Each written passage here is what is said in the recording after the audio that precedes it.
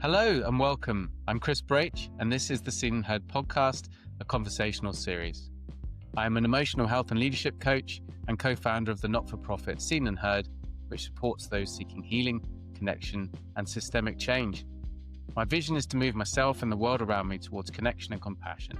And each week, I will connect with amazing guests who are on their journey to bring about meaningful change in their own lives and the world around them. Thanks for being here. Let's get started. Welcome everybody to the Seen and Heard podcast, a conversational series. I'm delighted today to be joined by two amazing guests, Arunjay and Kimberley from Thrive Now. Kimberley and Arunjay are co-founders of the movement behind Thrive Now, which in September 26 will launch a progressive secondary school and an open source learning hub designed to transform how young people learn. Kimberley brings over 25 years of student-centered teaching and consulting experience with a Masters in Education, and she believes schools should be ecosystems of wellbeing, creativity and deep human connection. Arunjay is the author of The Power of Micro Money Transfers 2020 and Generation Hope 2024, and more recently, The Future of Finance is Open from this year, 2026. Or next year, sorry, just coming as we speak. As a writer, thinker, and serial entrepreneur, he also co-founded non-profit ventures to solve meaningful problems across the finance development divide. Together, at Thrive Now, they champion four pillars: thriving communities, inquiry-led pedagogy, a transdisciplinary curriculum, and multimodal formative assessment to build inclusive, inquiry-driven, and climate-conscious learning environments. Welcome, Kimberley. Welcome, Arunjay. Thank you so much. Quite a mouthful there, sorry. I had to go at it before, and then suddenly you're reading it out loud, and you're like, yeah, I'll get there. But it's lovely to see you both today. Yeah, thanks, Chris. Thanks for having us. Yeah, it's great. We've been looking forward to this conversation for a while, and thank you for making time. You know, our paths crossed via the wonderful Progressive Education sort of forum space led by Joe Symes.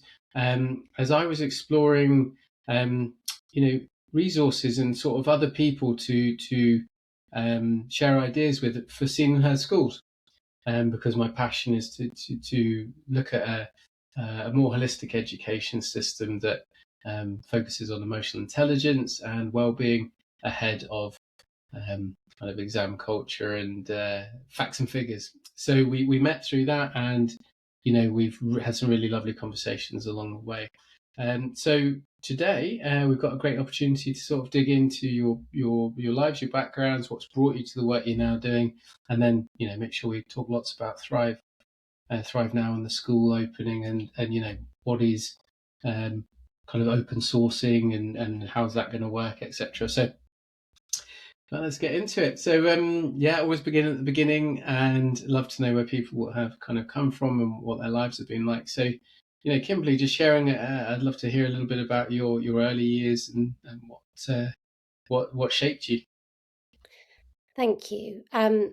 Crumbs. I always feel a bit terrified when reflecting back on my childhood. It's funny, isn't it? Because there's the things that we remember and the things that actually happened. But generally, on the whole, I was very fortunate. I came from two parents who always told us that they loved us very much, brother and a sister, and I had a great primary school that I went to. In fact, it was a great secondary school that I went to, and yet I never really felt like I fitted. I didn't really understand the rules very often. I certainly didn't understand quite often why we were learning the stuff we were learning. As I grew older, there was also, with my loved ones around me, a few mental health challenges. So I was sort of coping with that at home, and just despite the teachers doing their best efforts, it didn't feel somewhere particularly safe for me. Superficially safe, but not emotionally safe. And so I had quite a liberating upbringing, in that my dad was away quite a lot working, and my mum was very free, and always instilled in us that we could achieve what we wanted to with relationships at the heart and integrity at its heart, but and also working hard at it. And yet, this, as I say, the schooling, I think definitely the system that I grew up in the school was definitely shaped where I am today. Yeah, thank you for sharing, Kimberley. Yeah, so hearing, loving family, although dad away a bit working, but mum there, siblings. Primary school, connect to that a lot. Sort of when I saw my kids go through primary school, it was a pretty nice place. They seemed to be having some fun. It's not perfect, but then that secondary school thing, it's kind of there right now, and they're not enjoying it. This is a bee sting. This is like a strange rite of passage. It's not a supportive environment. And so I hear that there you sort of felt a bit fish out of water, didn't know what you're learning, etc. So thank you for sharing that. I appreciate it. And same question, really, Arunjay. So what was your early years here? What was life like? Yeah, so I can remember from the age of 11 that I wanted to be super rich. And, it didn't come from my parents, but society told me that, money equals success. Yet I had a very checkered education. Um, I found out when I was 30 that I was dyslexic, and it kind of, all made sense. I really struggled through schooling, and, I sat at the back of the class because I really couldn't cope with what was going on. And somewhere along the line, I got a magnetic chessboard, which I used to hide under the desk. Magnetic meaning that the pieces don't fall off when you turn it over. But playing chess was my way out. And my friends were the kids who did the best in the class, and they were doing really well. And I could beat them all. Like I went 5 years without losing a game of chess in school, and that that was that's what told me, because the teachers all every report was failed, dumb, can't pay attention, can't do this, that, like at some point my parents were like, okay, we don't know what to do now, they really supported me and they believed in me, but from an education perspective it was really hard. But chess kind of showed me I could, like I wasn't dumb, there were things I could do, and other things came along as well. So I did accounting in the end because I can do numbers, and sort of made my way through university and life. But as a result of all of that, kind of, I think we all carry a huge debt in some form or fashion. Mine, was more kind of related to those aspects, and I had to do a lot of deep work, over the last few decades. One, to shed, sort of the scarcity mindset and this need to, you know, become super rich and, make all this money. Another was just in the way I kind of believe in myself, because now I understand I'm neurodivergent. Now I understand why I do the things I do. Those have become superpowers. But for years, that was frowned upon by society. You know, I'm someone who, I can talk to one person and go really deep. Put me in a party with, 20 people or 12 people, whatever the number is, multiple people, and I don't want to talk to anyone. And so that's like, but society, then you're like this quiet one who doesn't, mingle. Like, there's so many things society says we should be. Um, and I've slowly peeled those layers off, and each one is a little bit more liberating, because I can say like, okay, I don't need to do that anymore, or I can just be myself, basically. Mm. Thank you so much for sharing that. Yeah, really hearing that again, in similar way to Kimberley, that school experience, just the sort of they call it like square pegs, round holes sort of things. Like they try and fit you into the sort of sausage mix of the machine, spit everyone out looking the same. But it just doesn't work for everyone. But you found that you had this brain strategic thinking, chess, maths, numbers, found your, a place. And yeah, really interesting that you say you going deep with someone, but kind of bit lost in a crowd. I know a lot of people can resonate with that. What, from your perspective, you've done a lot of work, you can probably articulate it. What is that sense when you're in a crowd? What is it that's overwhelming about it, do you think? So I think in part, I really enjoy meaningful conversations. I struggle with the small talk.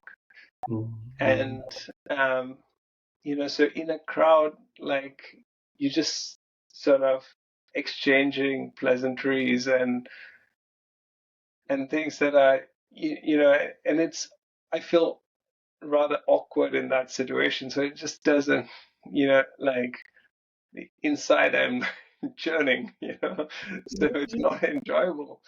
And yeah, so that I would put it down to that.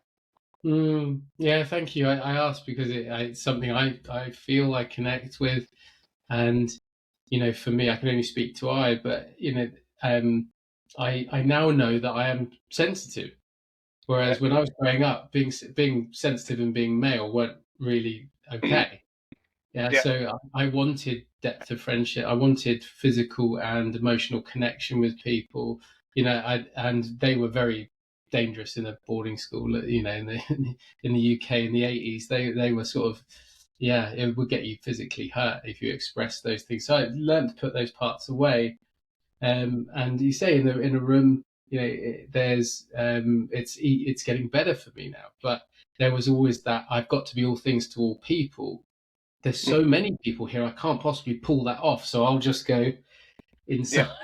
Yeah, just hide until it's gone. But thank you for sharing that. I think it was, so important that we sort of speak and model these things that are challenges for us, because there's others out there like, I get that. I get that too. Yeah. No, absolutely. And one of the things, Chris, you said is the square peg round hole. And I think, we are all square pegs, literally everyone. And by being shoved down this round hole, we lose our edge.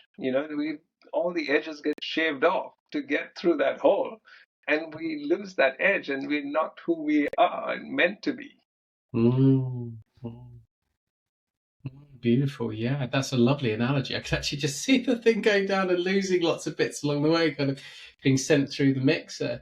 Kimberley, how what childhood you talked about, coming out into the world? We've spoken about sort of groups and things like that. See you nodding along. What do you feel you were kind of carrying out with you, and what have you needed to work through to sort of start to move into fullness? Yeah, that's about. I mean, I'm nodding along because I also find it really weirdly. I think this will surprise people who know me, but I find social situations challenging. But I've masked for so many years. I've been taught to be sociable. I've been taught that that's the way that you get things done. That people expect you to be. That you're expected to behave.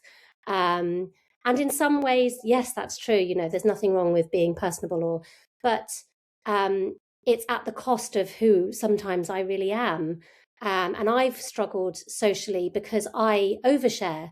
I struggle with, I'm very sensitive and I want deep connection. And so instead of going in, I go out and I want to know everything about everyone. But it's too much, apparently, for the first time you meet someone, to ask all these big questions about what, like, the big life questions. Like, people just aren't expecting it, and sometimes I even feel bad, because if you ask somebody who's shy the big questions, sometimes they'll be able to say it if there's not people around, and so I feel like I put them on show, and then I carry that guilt with me through the rest of the social. So the last 18 months, the reason I'm nodding is the last 18 months, since I've also been working really, really hard on myself and on living in the best bits and the worst bits of who I really am. The stories that we tell ourselves about who we are and how we show up, and being forgiving to myself for the times that I'm not, because that wasn't something that was taught to me. It was always behave this way, do that thing. So I think weirdly slowing down internally, even though externally my external world has sped up because of the nature of what we're doing and the passion behind that nature. So yeah, I think it's interesting that we as adults are working through all of these really deeply complex notions of who we are, and yet if we'd just been allowed or nurtured that in school, and perhaps spent less time on exam content and more on who we are and how we show up, and what our unique contributions are, even if they don't fit within an exam curriculum.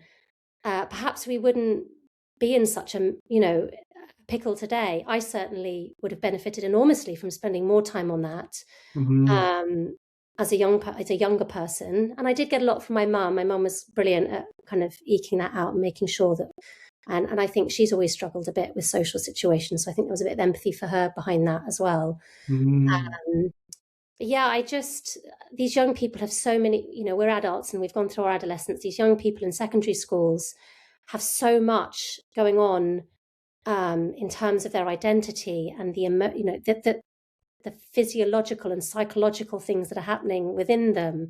And yet they're expected to show up like impeccably dressed, on form, every single lesson, showing attention fully from night or whenever they get in the morning to whenever they leave. They can't make any mistakes because they come down on like a ton of bricks.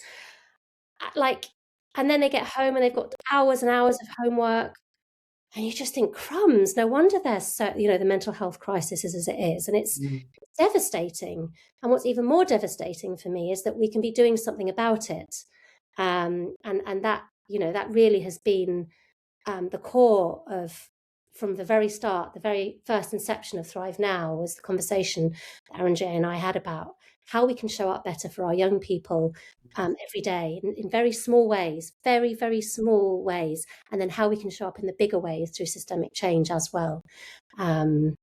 So yeah, thank you for sharing, very personally as well, about how it is for you, because I think it's these shapings that show the differences for people, and therefore when it pivots back to look at education, it's like, well, we just can't do it one way. I think it's important. That was the podcast this morning. We were talking. I believe firmly, we are on the upswing of something. Yeah, we have fallen far enough from where we were originally. Truly were. The fall's been about 8,000 years long. It's been a long one, 10,000 years to where we are. But I believe we're on an upswing, and if we are going to sort of pull ourselves back from the Anthropocene extinction, from ending the planet, or certainly giving it a nudge in the right direction, all that stuff, connection to self, to each other, to the world around us is the only way. There isn't another model. So whatever education must do, we are preparing young people to be heart-centered, to have broad thinking, and to, most importantly, have their oneness, their onlyness, the special thing that makes them them, out and big and shiny, because that's the only way we solve this, if you like, and we move through. I really believe that, and I bless that you're doing great work towards that. So before we do more about Thrive, so, you've come out into the world, you've had your childhood. Let's go to Arunjay. There were some amazing things talked about in the intro there. Can you just talk to us a little bit about how you found your way to writing the books, and just a little bit around those books and kind of what you've taken out of it into Thrive Now?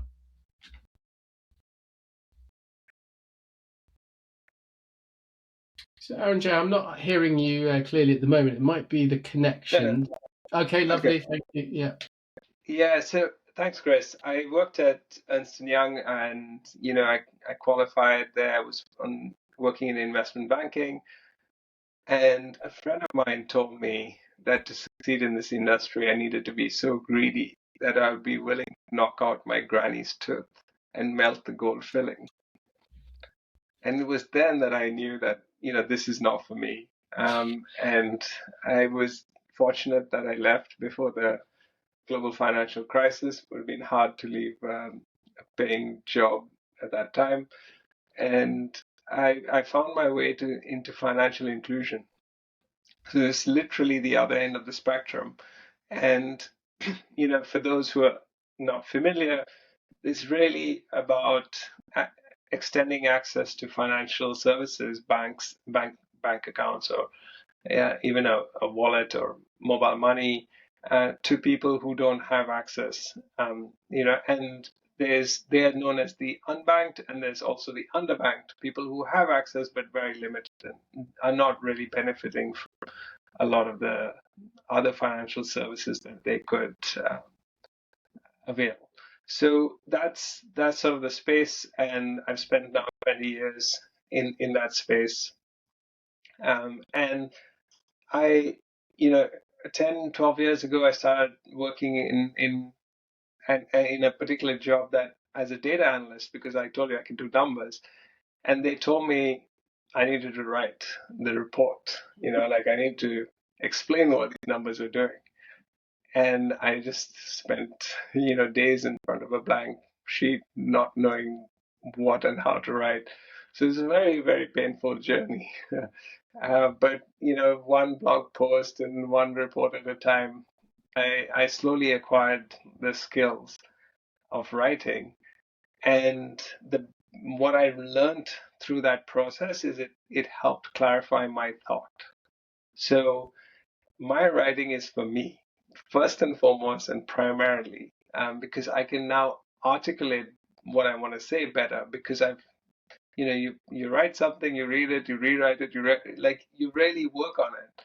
So that's been something that I've sort of acquired and understood. And so in 2020, when the pandemic hit, and my industry had added like 500 million people to bank accounts, but half the world's population didn't have any money in their accounts. It was empty. So I realized that economic inclusion, is equally important. So that was the journey to writing my second book, because I'd already done the first one, so I knew kind of the process.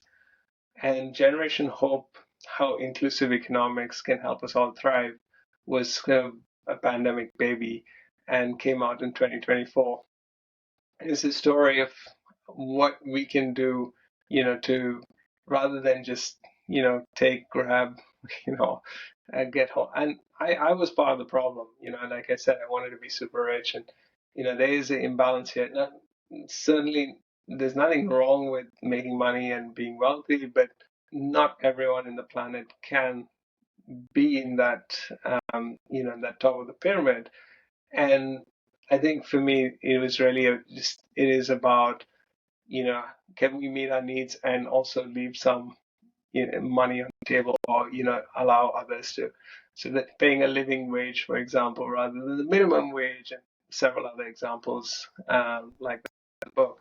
So that was my sort of journey, and then I just really enjoy it now. So I you just keep writing. It's a Yeah, beautiful. Yeah, thank you so much for sharing that. I love the sort of unblocking of the dam of words. You sit there in front of a blank sheet a couple of times, and then you get going a little bit, and then before you know it, you've got this stream of consciousness coming out. You've got direction. So it sounds really powerful.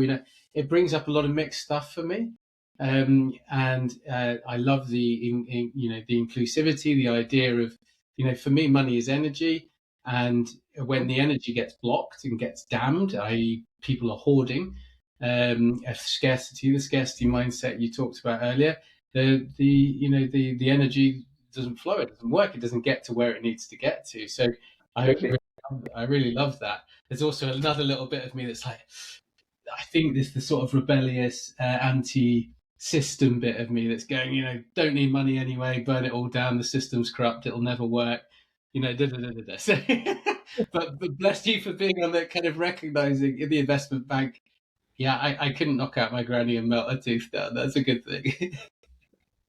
So, yeah, I've got a lot of friends in banking. I'm going to send them that one later, but they've been there 20 years, so I don't know what that says. Yeah. So Kimberley, for Arunjay's journey was finance sector, but when we did the intro, we talked about 25 years student-centered teaching, consulting. So just tell us a little bit about your path. How did you find your way into education? Yeah, it's a weird one. If you told me I was going to be a teacher and I was going to be doing what I was doing when I was at school, there would be absolutely no way. And I'm very stubborn, so I probably would have just done a spite for myself, not do it. But no, I just like I said, school was tricky, and part of the trickiness for me was that I could see that people were doing well. I could see that people were excelling and getting good results, but I didn't know how to do it. I couldn't access what they were giving me in the way that they were giving it to me. And so I suppose after a bit of trying, I just stopped and just became the naughty kid and, bottom sets and it's not that I couldn't do it. I suppose I couldn't do it in the way it was being delivered, but it all felt too much. Despite that, did get my GCSEs and went on to college, which I loved because it was much more agency-led and independent, and went to university. And then it was only when I left university that I actually started thinking about teaching properly. I was fortunate enough to do a ski season or two, and as a ski instructor, and loved being the best bit, aside from being on the mountain, was these extraordinary little humans that just came with all of their brilliance and creativity. And so when I realized that really was what teaching was about, is drawing out that brilliance, and I thought actually teaching would probably be all right. So I did my PGCE, and but still had this talking of things that we tell ourselves. I was thick, so if I was thick, if I how am I going to teach? What am I going to do? And at that point, I decided to start my master's with a self. There were two things. There was one, I wanted to look at how we could teach and learn differently to what I was experiencing as a newly qualified teacher. And the other one was the personal approach of, if I can do this and if I can do this well, it means that I'm not thick. If I can get a master's in an education, in fact, if I can get a distinction in a master's in education, and that's what I really went for, it means that I'm not thick. But I needed that external validation to counter what I'd created as an understanding of who I was. So I went into teaching, and loved my, as I say, I loved working with the children, but realised that what I was being asked to do was so different to what I felt and a lot of my colleagues felt, and even the leadership team felt was right for other young people. And what I mean by that is progress at all costs, i.e. get through the curriculum, make sure that the progress, you demonstrate their progress. And I say that in inverted commas because quite often that's counter to what the young people actually need in terms of their emotional safety, the fact that potentially some of them haven't had a good night's sleep, some of them haven't eaten well, and no judgment on that. That's part of, where I was teaching. It was a very real part of a lot of children's lives, and so I thought there must be something else out there. There must be. This isn't what I signed up for. The kid bit, great. They're awesome. They're amazing. But I had this pressure of do this, do that, make sure they're this and they're here and they've shown they can do that. No, it doesn't matter if they're head in hands, verge on depression at primary age. Just keep going. You've got to get those SATs. And this wasn't coming from my colleagues, or this was bearing down on the way the system was set up. Mm-hmm. And so then I came across the King Alfred School in North London, and I happened to be moving there anyway because I was moving in with my boyfriend, now husband. And it was like, I can't tell you, even talking about it now, just walking in the gates, everything relaxed. My nervous system relaxed. The children seemed happy. There was a farm on site. The staff were relaxed. I was encouraged not to dress up in a particular format. I just was allowed to show up as I was. In fact, I was encouraged to show up as I was. I was interviewed by the children. They were, on the whole, very honest. good, warts and all, and the school were proud of that. They're saying sometimes we get things wrong, kids will tell you. And I was just like, this is amazing. But it was an independent school, a long-established independent school, and there was a fee, understandably, to go there, a hefty fee. And I enjoyed working there from a professional standpoint. From my master's, I was able to explore lots of really innovative things there. They positively encouraged it. But I had this ill ease that there was this group of children who got access to this really beautiful, nurturing, warm, loving, relaxed environment. And why were the rest not allowed to? And I'm not stupid. I know why. I know the way the world works. And but I thought, does it have to be like this? Like, what could we do differently to make sure? Like, if we condense down well-being within a learning ecosystem, and we factored in accountability, because we as teachers, we have to be accountable for what we do and progress. What does that look like? And therein was the seed of Thrive Now, and that was 10 years ago. And it took me 10 years to be brave enough to kind of see that through to where we are today. So that was my journey through professionalism. I've been very fortunate.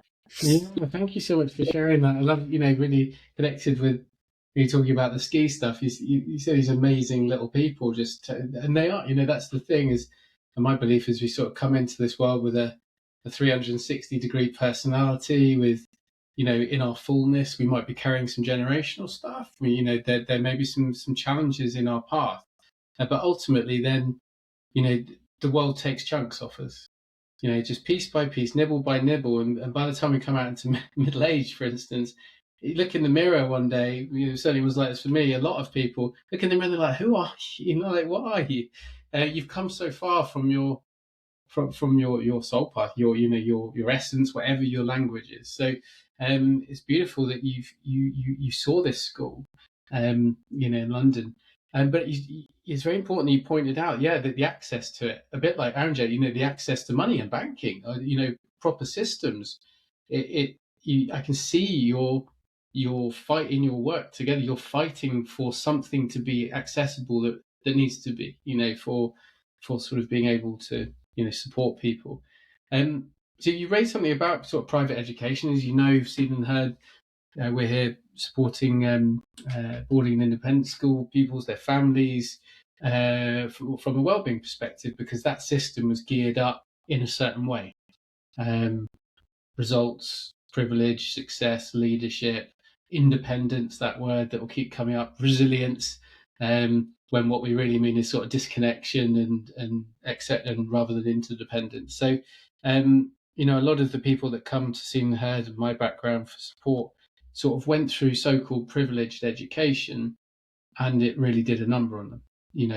The abuse rates were through the roof, physical and emotional abuse, the neglect, being separated from parents at a young age, and then being sort of geared up to believe that you'd had the very best of the best.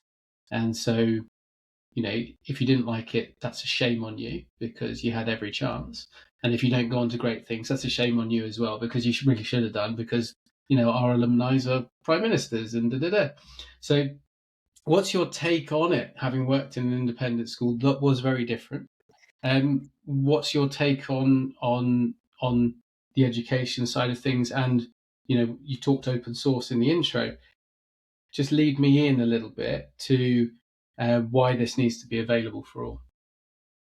So whoever can take that one first, maybe you can bounce off each other a little bit. Yeah, I think. Sorry. That's it. I'll just, if I can, just quick, because it just, I think it's there's an interesting distinction here as well, that will clarify because, abuse on various, to various degrees, and no abuse is okay, and but it happens everywhere, all the time, in ways that we sometimes say is acceptable. And so very simply, to answer your question, no matter independent or state, that's what I'm championing against actively. Is we need to show up and protect our young people in the big ways and the small ways, and we can be doing a lot more across any background to be doing that.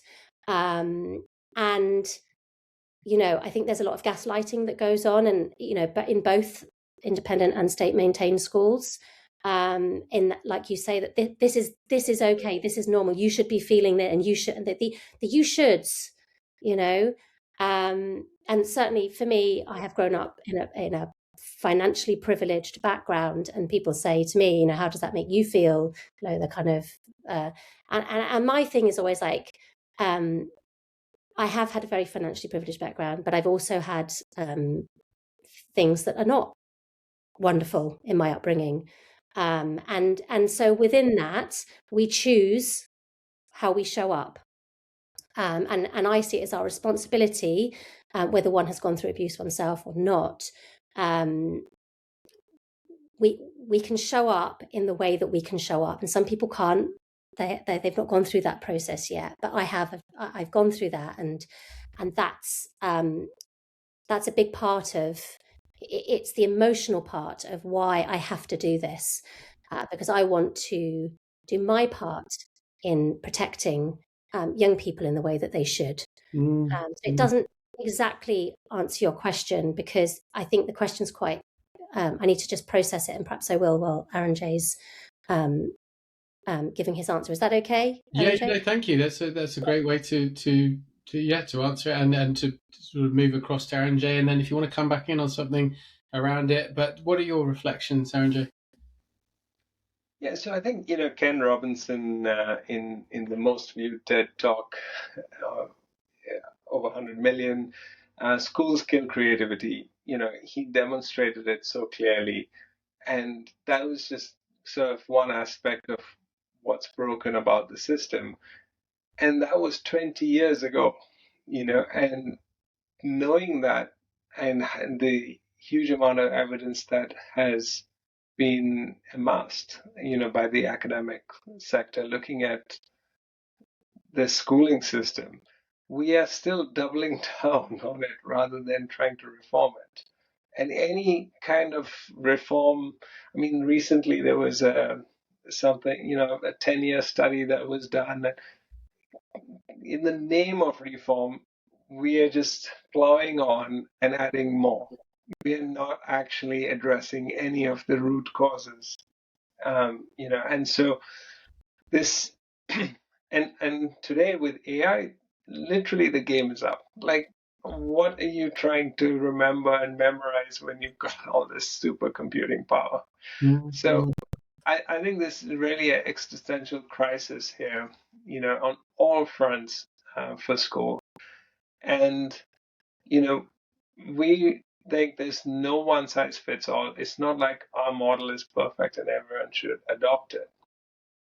But we think that, this is a start of a way in which we can progress by, really starting with the self and building from there. And the key to it is to scale it. And open source, in the software world means you just open it up. People can take what they like, leave what they don't, remix it, add bits to it, contribute it back or not. But that movement, that is what will drive the movement. That is what will bring greater change to the system we currently live with. Thank you, and thank you for opening up the conversation about open source as well. So we're going to do a bit more on that in a sec. But just Kimberley, just an opportunity if there are any further reflections. Not at this point on that. No, thank you. No, really powerful. I think it's a challenging one. I mean, part of my question was around, that certainly the private schools of the past were geared up around privilege, if you like. The private schools of the future might be really not like the better schools that you've worked in, Kimberley, and independent education. I think it is a bit of a challenge. We can't necessarily sort of bring this into the state system straight away, some of this stuff. And I know there's lots of good people working in the state system to bring new ideas in. But I love the idea that you're putting it open source to make sure that that people can draw from it, people can contribute. So let's move then a bit more towards Thrive Now. So we've heard a good bit about your background, so I can really see your passion, the reason why it needs to happen. What have you built so far, and what's coming next, Kimberley? So this is the exciting and exhausting bit. So this really isn't just me and Arunjay. It's all the organisations and all the people that we've learned from. We've drawn so much from so many different people. So I always feel a bit weird about saying it's Thrive Now's thing, but because we're open. This is basically looking at best of what is out there, both in terms of learning science and research, and condensing down the very essence of what learning is and working out how that can be accessible within the mainstream, as well as those, alternative provisions and private schools and small schools and everything else that's going on. And so what we're not saying is this is the right thing for everyone, but if we look at what the source of a good education looks like, and I know that's very well argued about conversation, but if what for us it really is around the four spheres of thriving, which is within our education, when we go to this place where we spend a long time, most of our youth in fact, are we getting an opportunity to explore who we are and how we can thrive as an individual? And that means having our basic needs being met at the very base level, right up to how do we operate in life, how do we communicate, what do we want to do, who do we want to be in our lives, how do we show up, how do we make the best of our set of circumstances, who do we go to if we need help for. That's the very kind of base level. And then beyond that, it's building relationships, because we live on a planet with so many people, even in our local communities, unless you're very, very, very far away, even within local in your family, you're playing a role. So what does that relationship look like? And then beyond that, it's thriving societies. What is our role in society, and how can we live up to that role? What are the bits we don't want to do, and how do we do it with responsibility and empathy? And then finally, and you talked about this earlier, Chris, which is just phenomenally important, how to look after our planet. And in order to look after our planet, we have to have a relationship with it. And if we are going to have a relationship with it, we need to be in it. We need to be in the world. We need to be both natural and and urban. We need to be building our understanding of it in it, and that's how we will learn to care. Not locked away in classrooms all day, every day, without seeing the light of day. Being punished by losing your play times. I just beggars belief. But we've in order, that's all very nice and airy-fairy, but what does that look like in practice? How do we take that niceness and create a framework or a system in which that can happen? And so for us, we've condensed down to four things. The first is community, because it has to be about us and what's around us. Then it's about making sure that's inclusive and taking away barriers to entry and enhancing the best bits and supporting those that need it. And then beyond that, it's pedagogy, relational pedagogy. So that's inquiry-led. So for those who aren't in education, what's pedagogy? Pedagogy is the art of teaching, how we go about teaching. Thank you. So it's, do we stand up at the front of the classroom and just be the font of not and just tell everybody how the way the world is, and that tends to be what happens in university, but our brains are a lot more able to cope with that when we've gone through that transition from an embodied learning perspective. We can do that at that age, at 18 to 21, when we're young, and through those formative adolescent years, we have to be on the move and we have to be really in tune with our body.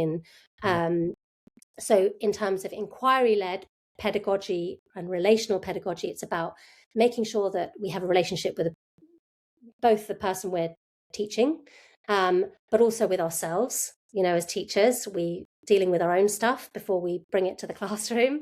And also coming from an inquiry approach. So instead of, like Arunjay said, with the advancements of AI, we can't just be trying to ram things in people's heads anymore. There's no place for that. There's some place for that in terms of learning science, but we have to be coming from the curiosity perspective. And so if we've got this pedagogy, this lovely relationship, and children feel safe, what are we teaching them? So this is the third pillar, curriculum.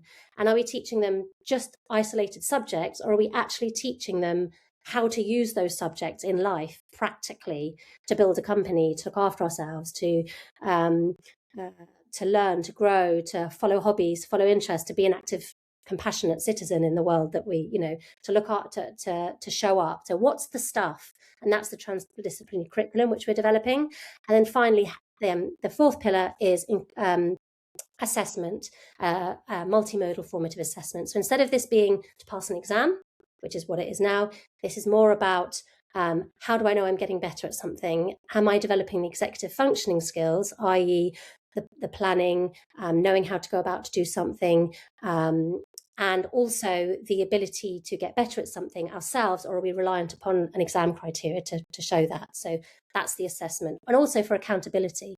How can we demonstrate that we are learning and what we are learning and how we are learning, and why is that important? So that's the infrastructure, that's the framework of the 4 pillars. Beautifully described, and I can connect. There's a lot of long language in the intro when we said it, but when you describe it like that, I get it straight away.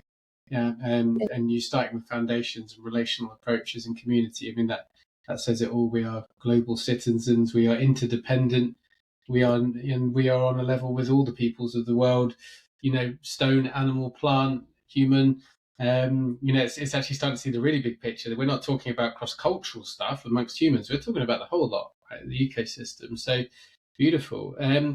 For the traditionalist out there, you say, yeah, that's great, but how on earth are we going to get people into colleges and universities if I haven't got grades to work off and all that sort of stuff? So that's an open question, whoever you feel is best approached. But I'm curious because I want this model to work, but to make it work, I know that it's sort of slowly catchy monkey with a system that's a patriarchal, hierarchical system that's still, going to cling on like with its claws. So what would you say to that? I mean, I think we live in an either or, don't we? We live in extremes. It has to be this or it has to be that, and our argument is you can have both. We're not anti knowledge. Knowledge is extraordinary and inspiring, and we've just welcomed someone called Jerry Doherty into the Thrive Now team, and he's a maths whiz, and I hated maths at school. It was not my subject, and in 6 months of talking to him about maths, I now love maths because he talks about relationships in maths, he talks about patterns, he talks about and so I think what one needs to do is come about this with balance. So we're doing GCSEs, we're working within the system. We wouldn't get through Ofsted if we didn't. So the young people that will come to Thrive Now, and anybody who wants to access it, will still have this knowledge base. It is important. That is how our brains make connections. We know that, it's neuroscience. But we also know that it works better when you're well taken care of and you are calm and you're interested and you're motivated. And that's all about the approach. That comes back down to the transdisciplinary curriculum because it's practical and you're learning it hands-on. But it also comes to the pedagogy that's relational and it's inquiry-led. And it feeds into the very essence of who we are as humans and the reason why we've evolved in the way that we have, because that's our root, that's our core of, I want to know more and I want to know how this works. So all we really need to do is just tap into that, and then you can get your GCSEs. GCSEs are just going through a curriculum. That's doable. Yeah. But it's just the way that you go about and do it. And that's what's been crushed out of the mainstream system. Yeah, you have to do it in this way, and da-da-da. And it's really hard to get out of that. So really, when we were doing it, we had to kind of move away, look at it from above, really come down to kind of first principles approach of what's the point of this? What are we trying to achieve? And what's the best way of getting there? So it's really rational. So all those traditionalists out there, this is a really rational approach. We've taken it to universities, we've taken it to business owners. It's a very well considered approach. It just needs it's just a shift. It's just a little, instead of looking at it like this, you're kind of looking from above and saying, okay, I can see why I need to do that and that and that. And I can still get my exams here, but also my basic needs are being met. So I feel safe and I want to show up and I'm not being bullied and I'm not being forced out of who I really am. And that brings us to what we talked about at the beginning. Thank you. That was so powerful. Stressed minds can't learn. What you're saying is if you just create the right environment, the natural human inquisition comes out and you'll just absorb stuff because it's interesting, because it's, because that's what human beings do. Arunjay, I just want to make sure you've got an opportunity to come in on that and add any further, stuff around it. Yeah, thanks, Chris. I wanted to really pick up on one point. You said the system will cling on, and it is, and it will. But what we don't, what we realized in the last sort of 18 months, a lot of that, the parents' fear of what's going to happen if we try something different, if we deviate from the system. And that's what continues to drive the system. And a friend of mine was asking me about it, and when I explained, it was like, oh, so you're going to experiment with your kid's future. It was almost like, we're just like going to a casino and rolling the dice. It was like, when you understand how broken the system is, then it becomes a no-brainer. But many brands create a myth. Like, for example, we learned when my first son was born, like, baby beyond carrying thing is not actually the safest. It's not the best. They just have the most marketing dollars or pounds, and so everyone has that brand awareness. They buy it for that reason. But we met someone who's really passionate who explained to us how some babies unfortunately died, like the safety issues and all of that. But this is the same thing with the schooling and the education system. The big brands, the Ivy Leagues, the Oxbridges, all of it. Like, there's so much history and so much prestige and so much status and all of this tied up in it, that even though it does all the things that you earlier mentioned, Chris, like makes you feel like a total failure if you don't become the prime minister of your country, everyone accepts it. And I say everyone broadly, and so as a parent, if you're afraid and you come with this fear and anxiety of how your child is going to manage in school if you try something different, I think in this world of AI, the only way is to try something different. Can I pick up on something as well? This isn't something that we've just shaken the dust, like, Aaron, we haven't just gone, oh, might be a laugh, mightn't it? And I've got 3 young children who are, will be going, this is, I'm not prepared to take risks. And so what we're doing, and coming back to what I said at the beginning, is we're using the incredible research that has been done for the last half a century at least on neuroscience, on learning sciences, on psychological, the greater psychological awareness that we've got, the impact. We're using all of this research and data and the incredible schools that are already pioneering these ways, the New School UK, the King Alfred School, Lumia. There's so many popping up now to inform what we're doing. So this is not a light touch, let's see what happens if we try this. It's a very, very well researched and very well informed approach to education. Beautiful. Thank you for sharing that. I think so. A couple of things that you spoke about, I just want to pick up. I mean, the first one, I'm a parent of teenagers, kids in secondary school. I sometimes struggle to take them in there because I know what's happening and I know how they feel when they come home. It is in many ways, and this isn't parent guilt, we've got plenty of that, we don't need more of it, sort of thing. It is the system that's out there. It's the local state school, but it's I just see it draining the life out of them. They don't want to go to school on a Monday, and I don't blame them. So I'm trying to, mitigate some of that at home, but ultimately, I think many parents out there, I can feel when there are turning points. I can feel energy move, and I feel like most parents now would be starting to say, "Do you know what? Actually, I don't think it's all right. I don't think what we've got right now is okay." And many schools I can see they're starting to do some really nice things. Wellbeing is still a little bit of a buzzword, bumper sticker stuff. It's sort of wedged in between things.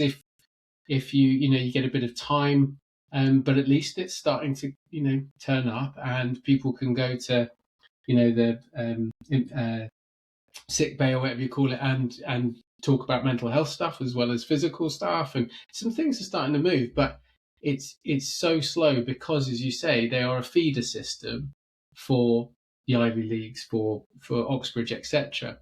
But in the work I do, the Compassionate Leader Pathway with Piers Cross, the course, businesses don't want people with lots of IQ. They want people with lots of EQ because it's a much higher determinant of ongoing success in business, in life. So any school that is gearing people up for a higher IQ, unless it's for very specific roles, of which there are a handful and AI is doing away with a lot of them, you're basically doing the kids out of the future. What would you say, Arunjay first and then Kimberley, what would you say to this, to the fact that the future needs EQ way more than IQ? Oh, absolutely, without a shadow of a doubt. And all of the, like the world has shifted so much, and so much of what was previously acceptable is no longer acceptable in so many different ways, even though, there's certain fractions who are trying to fight some of it. But when you look at those things that are no longer acceptable, it really is around EQ. It is really around that understanding. And because we carry this debt from our schooling system, we need to, so far at the moment as adults, we need to do that self-discovery journey. We need to, kind of, I call it unschooling. You just have to take all these layers and layers off first, and we are privileged to be able to do it, and that I think is the travesty here, is like, not only we need EQ, but where's it coming from and how do you get it is so missing. And, to the point that I'm seeing those changes in schools as well, and it's great. But, the two things that are not changing is attainment and compliance, and that's coming right from the top, from the government, from Ofsted, and the whole system is geared towards that.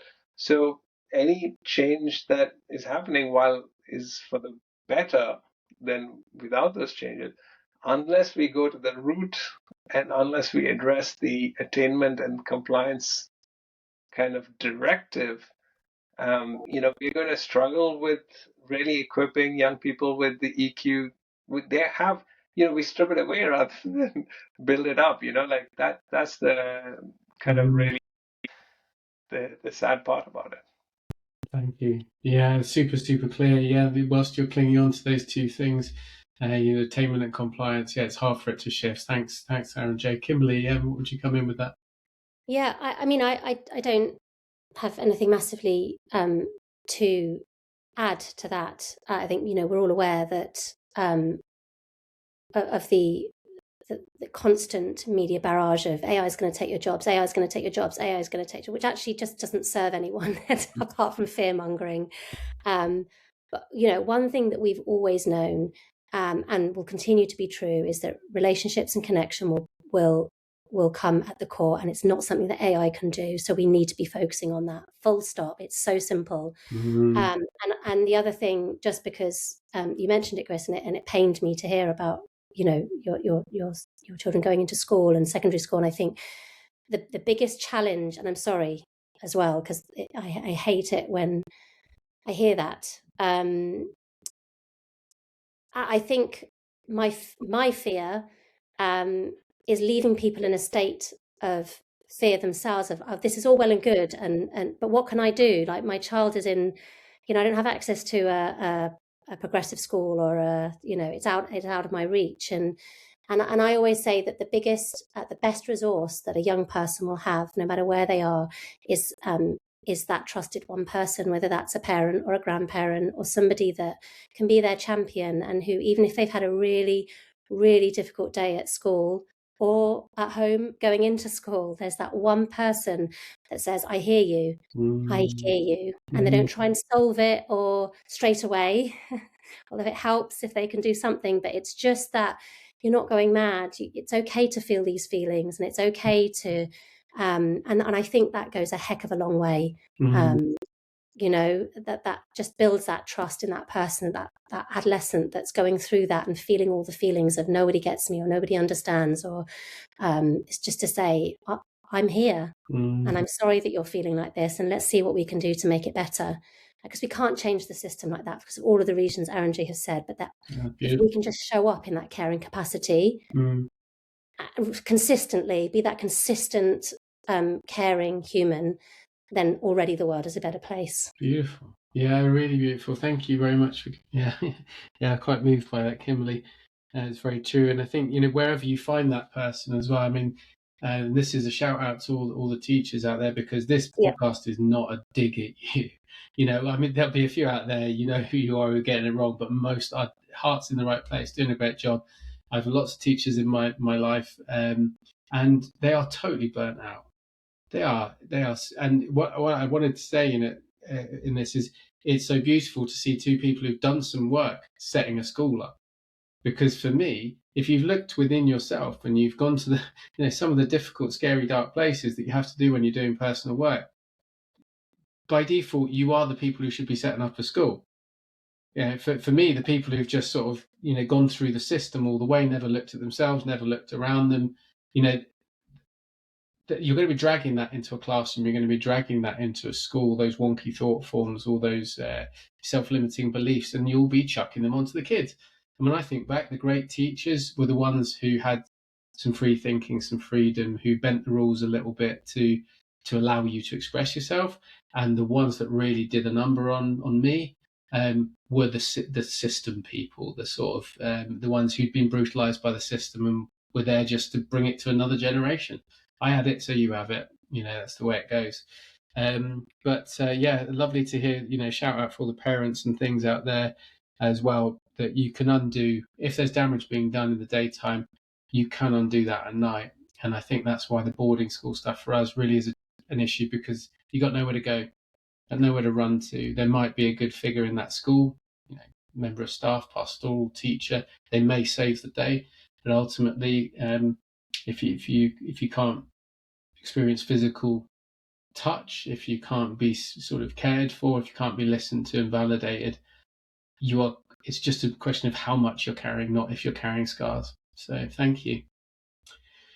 So yes, time is short for us now.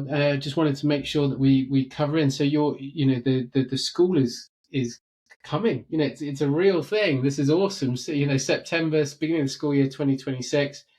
Where are you at now as far as getting it launched? And is there anything you need to make it happen? Is there this is an opportunity really to sort of let people know about the school, and whether you need any help, because there'll be people thinking, I like these two, I like what they're up to, what can I do?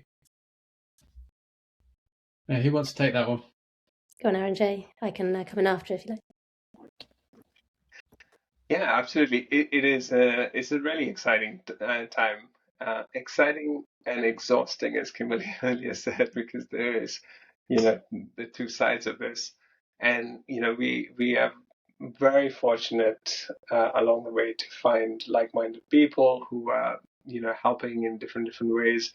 And we're really open to, anyone who wants to come join us in any form, fashion, or, wants to take it and kind of replicate it and do that as well. So I think, that's the kind of second part of that question. And I think, for us now, it is staying anchored to our beliefs, working within the system. We're going through the Ofsted approval process, kind of staying true to what we believe, not diluting. We may have to make some compromises, and we'll see how exactly that goes. And then just really, we were talking about some of the risks, and one of them was around, parents misunderstanding the offering, and so really being able to communicate that clearly, and because we don't have an existing setting to show, so schools that already exist, you can come you come for an open day, come and have a trial.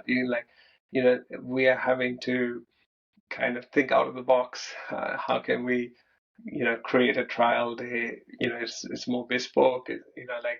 So some of these things you can't touch and feel at the moment. Certainly the first cohort of parents are going to be, true believers. It'll take time before, we would convert people who are on the fence. But yeah, so I think, that's ahead of us next 6 months. Thank you for sharing. Yeah, something comes to me: on the hero's journey, you fight dragons, not lizards. You're doing big work, so you're going to have big problems. You're going to have big things to overcome. But you've come this far, and really sending my love and blessings for everything comes next for you. Kimberley, do you want to come in on that? Yeah, I think in term, we obviously want to connect with as many people as possible. So if this does sound interesting to people, then please just forward it on. We have the school, which is a proof of concept, and then we have the Learning Hub, which is open sourcing everything that we're doing. So we're not saying that we are the best school for every single child, but we want to create another option out there that's wellbeing focused. And in order to do that, we do need support. We need support. At the moment, it's 3 and a small team.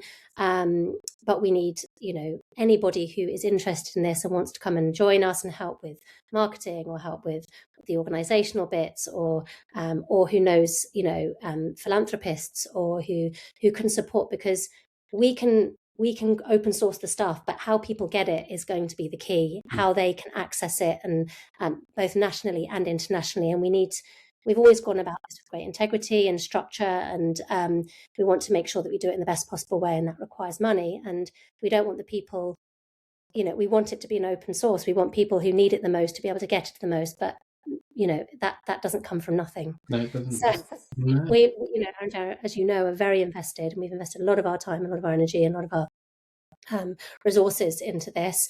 And so anybody who wants to come in and join us, we're open to the conversation.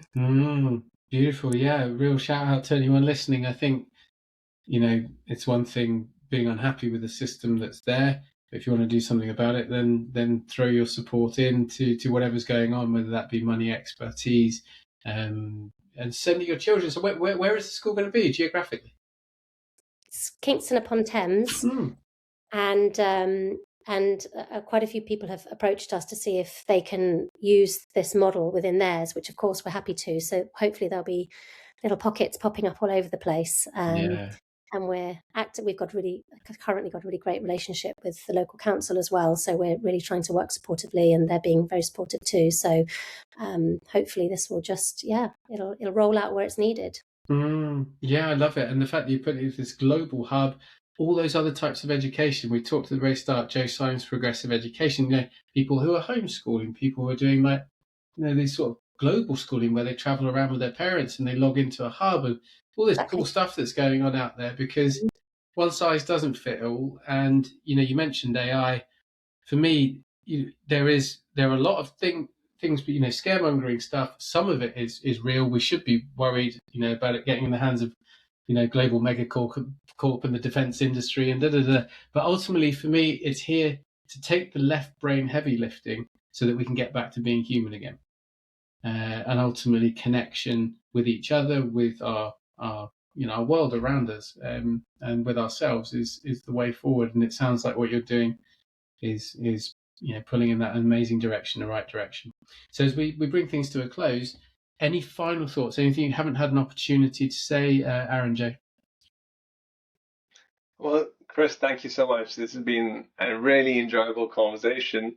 I think we, covered all of the things we wanted to talk about, and I really hope that the listeners, find this of value, and in some way it makes a micro shift within them. Because life is not about school and the big thing, like everything, we are a sum total of all of our experiences and, decisions and thoughts and beliefs and the stories we tell ourselves. So, change is right around the corner for anyone who wants to access it at any age and at any time. And I'm really, grateful to have had this opportunity to be on your podcast. Beautiful. Thank you. Yeah, lovely summary. Appreciate that. Kimberley? Likewise, it's been an extraordinary conversation, and thank you, Chris, for bringing in your insights and for showing up as you do, and all the hard work that you do to get this podcast and all the work beyond that as well. I feel really privileged to know you, and just thank you. Genuinely, thank you. It's I feel very lucky indeed. Beautiful. You're in the right place, doing the right things, and I wish you all the very best. And you always have an advocate and a supporter in me, and seen and heard. So all there is to do is to say thank you so much for everyone listening. Really appreciate your time, your energy being here. If any of this resonates with you, there's things are moving out there, and you'll probably find doors that were closed before are a little more open now, whether that's speaking to your school about some of these things we've talked about, whether it's seeking out different alternative provisions, whether it's just being that important person in someone's life to go to, which is what we all need, to be seen and heard and to be connected. So thank you, Kimberley. Thank you, Arunjay. The project is Thrive Now, the amazing school global learning hub. The info will be in the show notes to go find a link and get in touch with them both. So thank you for being here. Give you a chance to say goodbye. Yeah, thanks a lot, Chris. Yeah, nice. Cool. Thank you so much. Thanks. And thank you so much to everyone listening at home. It's been the Seen and Heard podcast, a conversational series. I'm Chris Braitch, and we really look forward to seeing you on the next one. But we'll say goodbye for now and have a great day. See you later.